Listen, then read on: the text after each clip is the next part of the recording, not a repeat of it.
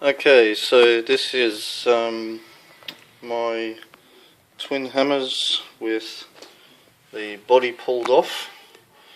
As you can see, this is the fuse 30.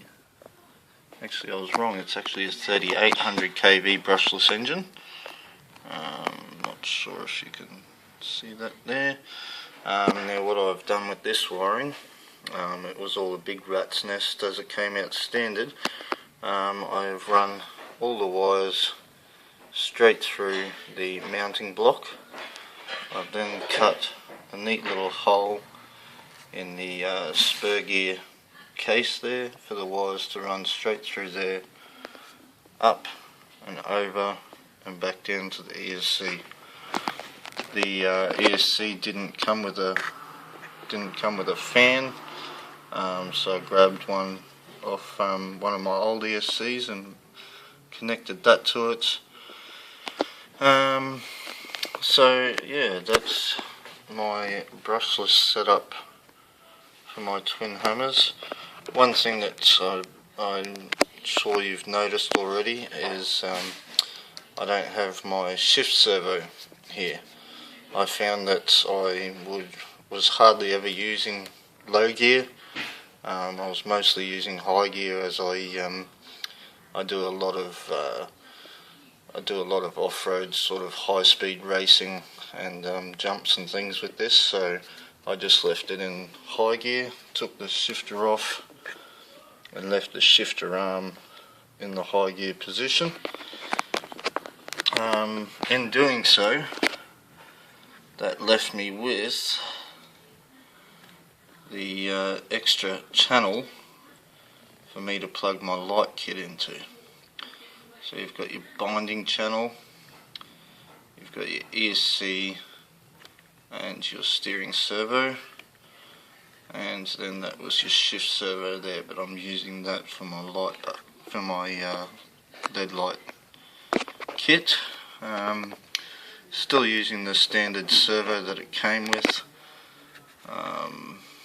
I'm not too happy with this aerial, how short it is. I want to get a longer aerial so I can get more range on it. In the front here, this is the aluminium plate I was talking about that I made up to fit the HBX Wild Killer strut towers. So what I've done basically to get it down as low as possible is I've just neatly cut out this section here to go over the top of the front diff. Used the same mounting screws as the original standard shock plate, screwed into there and back here. This gives me plenty of room in the future to mount my battery here. And what I had to do is cut these slots out so that the swing arms could come right up. So yeah, that is underneath, inside the chassis of my twin hammers. I'm not sure, I don't think there's anything else I need to show you there. Now, underneath the cover of the twin hammers, I have got my light board set up there, and I think that is what actually creates all the different light patterns. So 2 front rows there are my white lights, the back row there is my red lights, and I've got 2 more rows, sorry, there for some more lights if I want to put them in. What I've done is I've just carried the wire that goes from that motherboard there down around. I've neatly glued it around the seat, underneath the seat there, come up and glued the switch in place here, drilled a small hole that the switch button could go through the steering wheel there. Then this wire goes into that channel that I was talking about for the shift servo.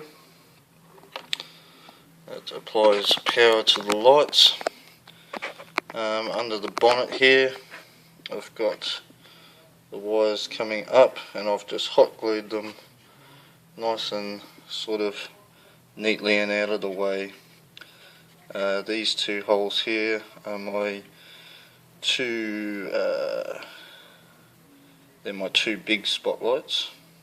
So these screws are the ones that hold the two big spotlights on, and then I've got some, can't quite see it, but I've got some holes under here where the two LED lights go in for my two small spotlights there.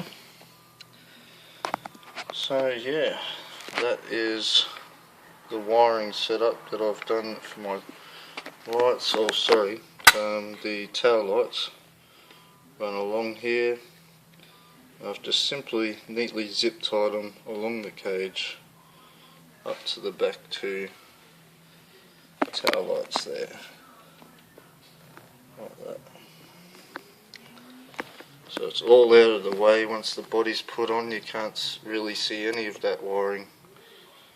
It all looks very realistic.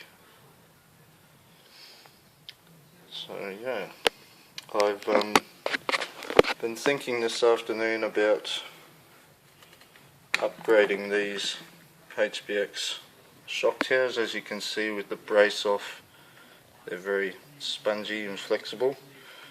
I want to stop that as much as I can. So I'm thinking about bending some aluminium tube and making up my own custom shock towers and mounting them to this plate here.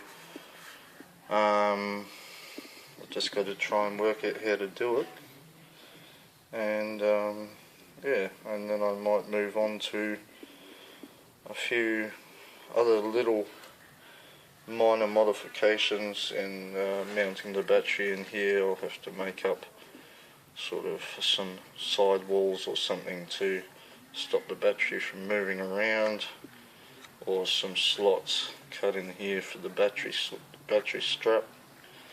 I'm also thinking about getting rid of the steering setup that comes standard with the twin hammers, the slide bar that runs under here, and just using a standard two pivoting points as like your standard steering sort of setup that you'd see on any other normal RC car.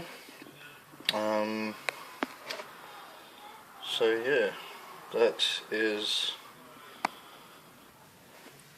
my twin hammers uncovered. Any comments or questions are welcome. Cheers.